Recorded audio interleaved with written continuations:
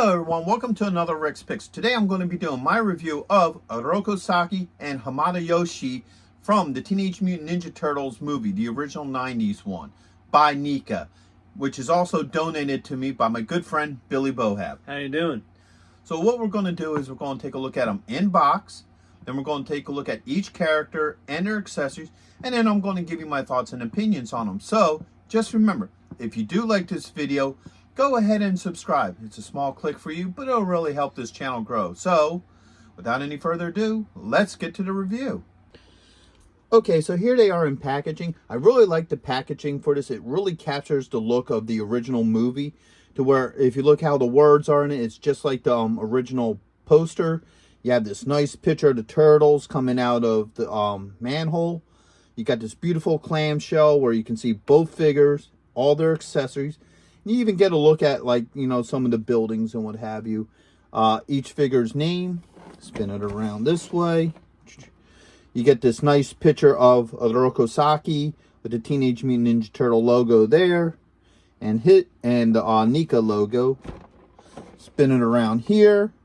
You get a brief history of the characters, the Turtles logo, their names. Even a nice picture of the Turtles from the movie. And the two figures and accessories. Alright. And then, of course, you spin it this way. You have Hamato Yoshi figure, the Turtles logo, NECA. Spin it around here. You got the Turtles logo, your choking hazard, age restriction, real toys, and NECA. And then on the bottom, you just have a little bit of legal and the SKU. So, with all that being said, let's open them up and see what they're about. Alright, so first up is Hamato Yoshi. He's a really good looking figure. Let's give him the rotation. They definitely put some nice detail into him. I like the way how, you know, he looks. Alright. Now, one thing that I'm noticing with these figures is that the holes in their feet are a little small. So I was able to get him on the stand, but it's a little bit difficult. He may even fall off it during this review. But their holes just seem to be a little bit smaller than the standard. So he's going to sit on here a little weird, because his foot's like levitating a little bit. But let's go through the points of articulation. So his head's on a ball joint. He has a shoulder joint, an elbow joint, okay, and a wrist joint. All right, he also has, let's put his arms up, a torso joint. And he also has a pivot here underneath the rib cage that allows him to go back and forth. He has a thigh joint, a knee joint, and he also has an ankle joint. Like I said, he's going to be a little bit difficult to keep on the stand. Okay.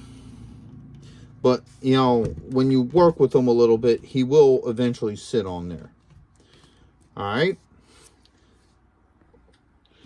Okay, so here's a Oroku Saki out of packaging, and he's a really nice figure. I really like the way he looks. Let's give him the rotation.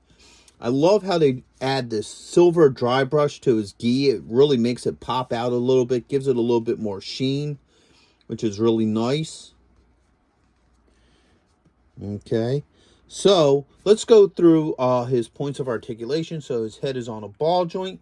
He has a shoulder joint and an elbow joint. He has a wrist joint. All right, now he does have a joint underneath his ribs, but it doesn't work very well because the way how his, you know, gi is designed, it doesn't allow that movement. It does allow the torso to move a little bit, but even that is really tight. He has a thigh joint and a knee joint and also an ankle joint. All right. Hey, are you going to be in the Philadelphia area between September 9th and 10th? If so, check out RetroCon. It's affordable. They have lots of great vendors. There's going to be cosplay competitions, celebrities, and much, much more. So go ahead and check out the link in the description. And also, Samuel J. Jones is going to be there, better known as Flash Gordon. So check it out. Plus, singer and actor Tom Wopat, best known as Luke Duke from the Dukes of Hazzards. Greg Evigan will be there, best known for BJ and the Bear, My Two Dads, and Tech Wars. Voice actress Kathy Garver will be there, the one and only Firestar from Spider-Man and His Amazing Friends. Next on our list, all the way from Cybertron, the hit rock band Cybertronic Spree. And check this out, the rare Hasbro Proton Pack as a raffle prize. Now you can't beat that. Alright, so I'm going to go over their accessories together just because of the factor that their accessories for the most part are interchangeable. So there's no point in doing it, separate. So let's start going through some of this stuff. So first off, we have 2 axes. Okay. We have 2 what people call ninja swords. All right. We have 2 bow staffs. So 1, 2. All right. We have 2 of these. 1. Bokens. That's right.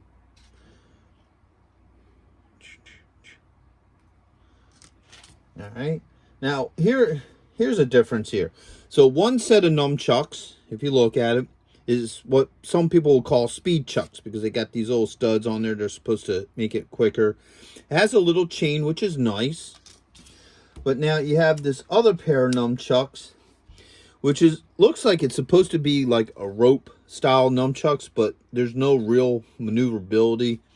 And me personally, I wouldn't mess with it too much because I'd be afraid that, you'll start damaging the plastic where the sort of the rope and the stick actually meet, and you may break it. So that's something that you may want to be a little bit cautious about these particular nunchucks. All right. So we have 2 sleeved arms.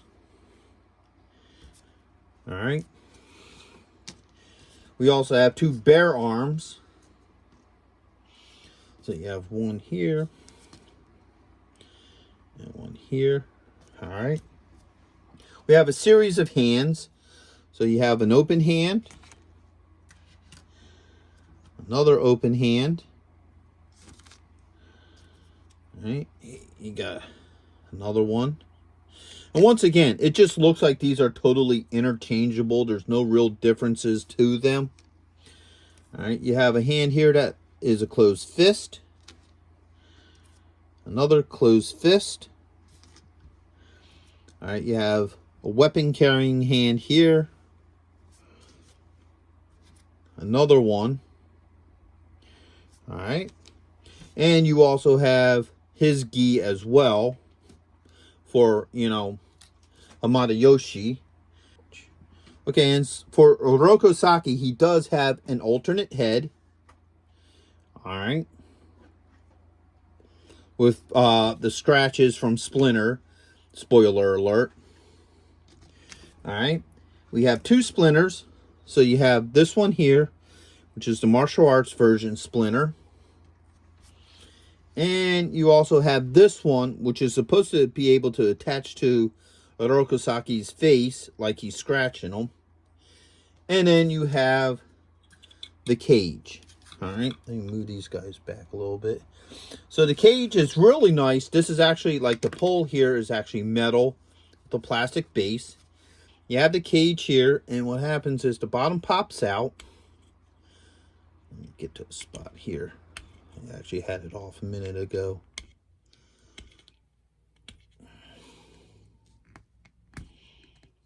All right. And there's a little peg here. And what happens is this splinter has a hole in them.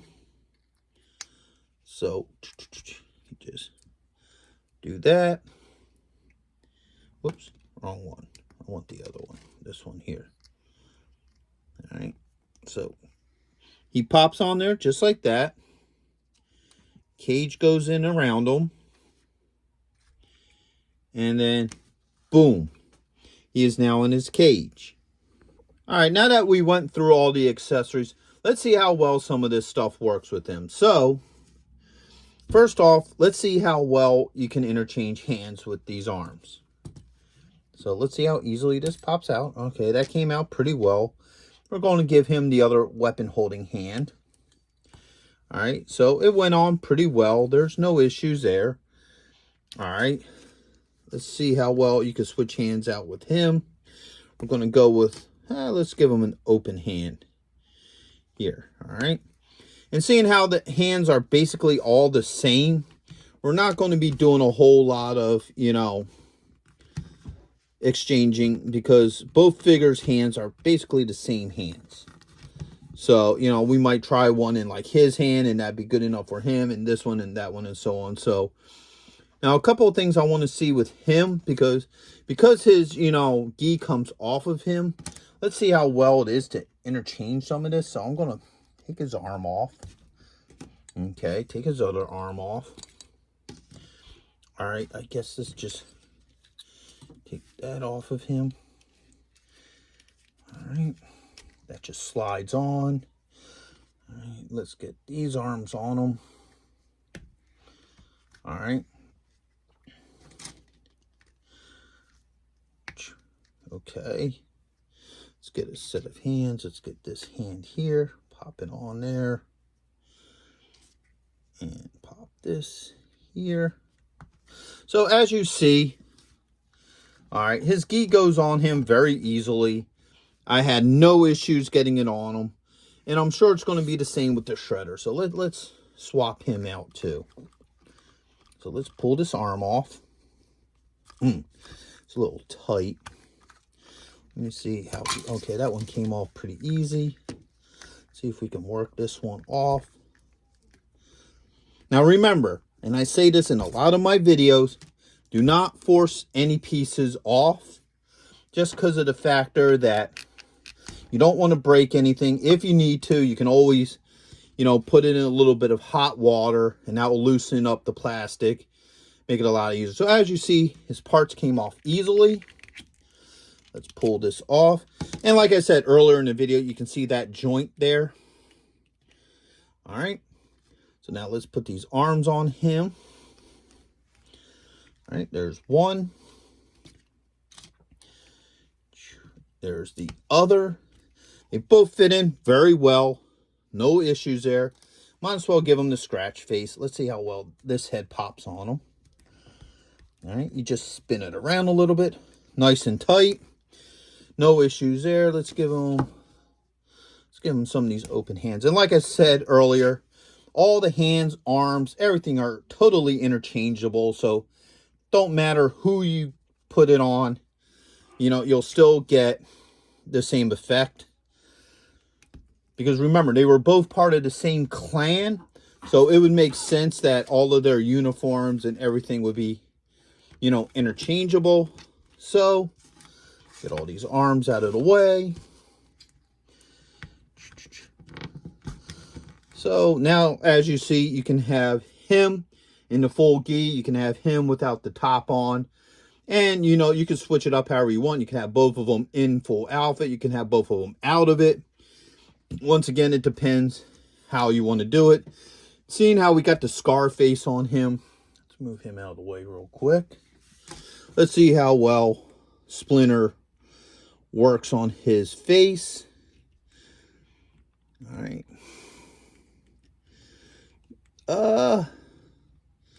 Not very well. You know, like I said, on the packaging, it shows that he's supposed to be able to sit on here somehow, some way. You know, and I don't see how that will work. Let me look at this other Splinter here. No, that's definitely him doing his martial arts. So this is supposed to be the one that sits on his face and scratches him.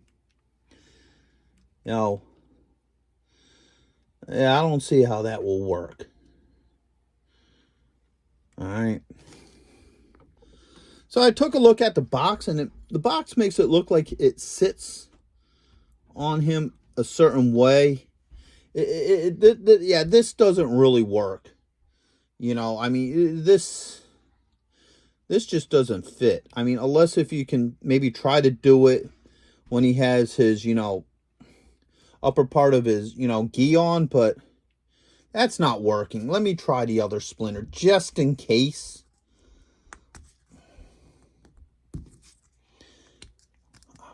just to help.